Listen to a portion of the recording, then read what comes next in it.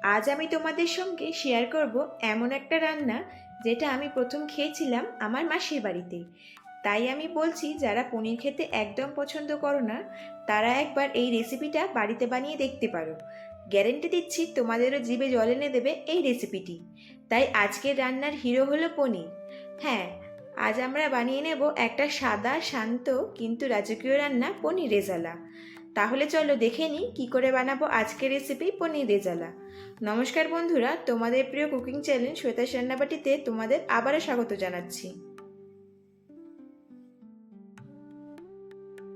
প্রথমে পনির লম্বালম্বি মোটা স্লাইস করে কেটে নিয়ে এরপর প্রতিটা স্লাইসকে ছোট ছোট কিউব আকারে কেটে নিচ্ছি। মনে রাখবেন, পনির ফ্রিজ থেকে বের করে একটু 5-10 মিনিট রাখবেন যাতে একটু নরম হয়ে যায়। একদম ঠান্ডা পনির কাটলে অনেক সময় ফেটে যায়।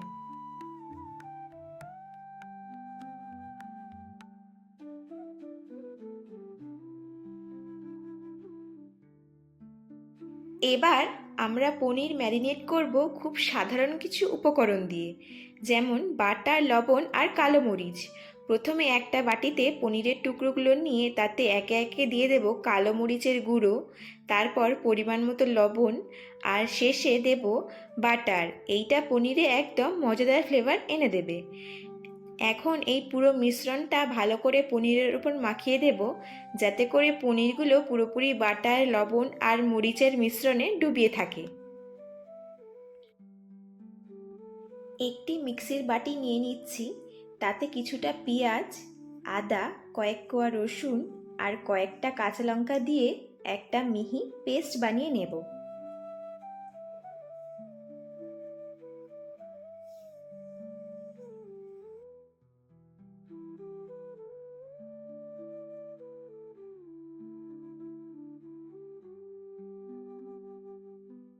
আরও একটা মশলার পেস্ট বানাবো, সেটা হলো কাজু, পোস্ত, কিশমিশ আর কুমড়ার বীজের পেস্ট। সাথে থাকবে টক দই, আগে থেকেই ভিজিয়ে রেখেছিলাম। এবার এটিকে একটি মিক্সির বাটিতে দিয়ে ভালো করে পেস্ট বানিয়ে নেব। এই পেস্টটা রান্নায় এনে দেবে আলাদা একটা ফ্লেভার, আর সঙ্গে থাকবে সুন্দর ক্রিমি টেক্সচার। প্রথমে একটা কড়াই নিয়ে সেটাতে 2-3 চামচ তেল দিয়ে তেলটা ভালো করে গরম করে নেব।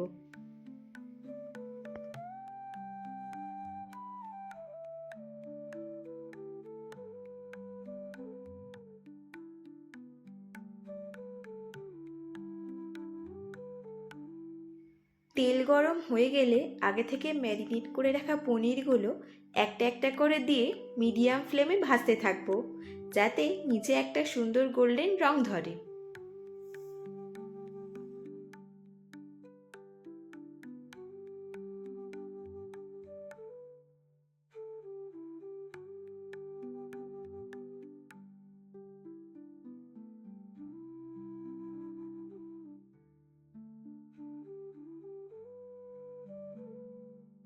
দেখুন, পনিরগুলো এখন ভালো করে ভাজা হয়ে গেছে, চারিদিকে সুন্দর একটা লাল লাল রং ধরেছে। এরকম গোল্ডেন রেডিশ রং হলে বুঝবেন পনিরটা পারফেক্ট ভাজা হয়ে গেছে। এখন এগুলিকে তুলে নেব।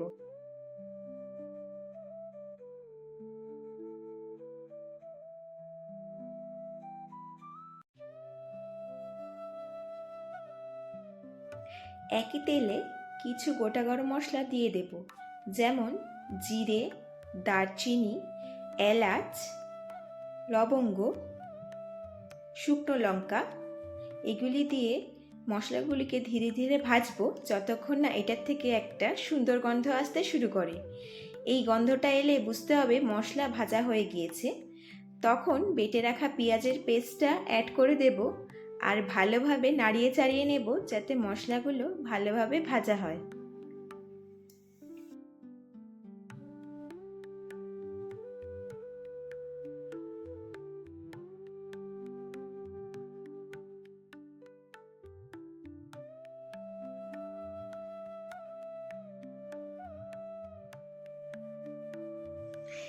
একটু নাড়িয়ে চাড়িয়ে কিছুটা পরিমাণ জিরে গুঁড়ো, ধনে গুঁড়ো আর লবণ দিয়ে মশলাটা ভালো করে কষিয়ে নেব।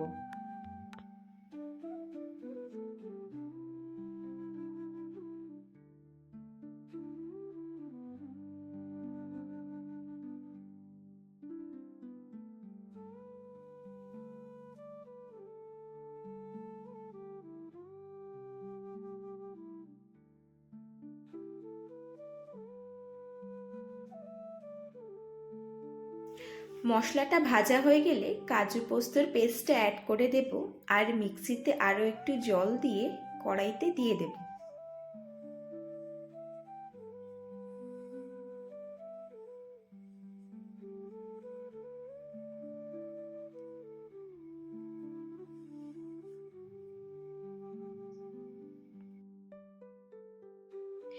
এবার মশলাটিকে ভালো করে কষাতে থাকবো যাতে মশলা থেকে তেল ছেড়ে দেয়।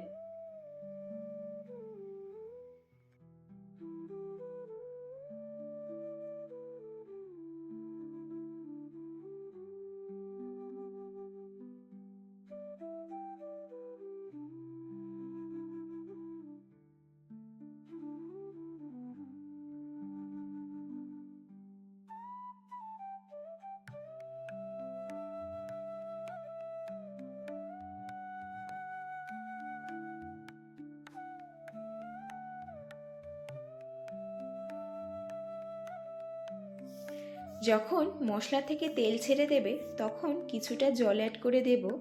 আপনারা মাথায় রাখবেন যখন জলটা দেবেন একটু বুঝেই দেবেন, না হলে গ্রেভিটি পাতলা হয়ে যাবে।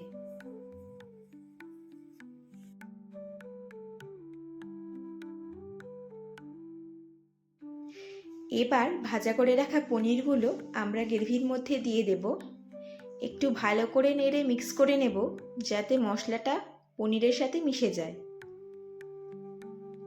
আমি একটা প্লেট দিয়ে গ্রেভিটা ঢেকে দিচ্ছি যাতে ভালো করে দমে রান্না হয়ে নিতে পারে। কিছুক্ষণ তাই কম ফ্লেমে রাখবো। এবার ঢাকনাটা তুলে নেব। দেখুন কি সুন্দর গন্ধ বেরোচ্ছে।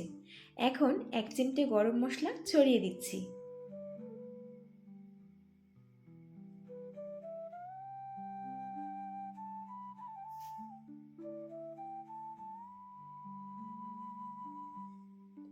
একটু নেড়ে মিক্স করে নেব। আর তার সঙ্গে দেব একটু ফ্রেশ ধনেপাতা। ব্যাস হয়ে গেল আজকে আমাদের রান্না পনির রেজালা। তাহলে হয়ে গেল আমাদের সাদা সাদা গন্ধে ভরা পনির রেজালা।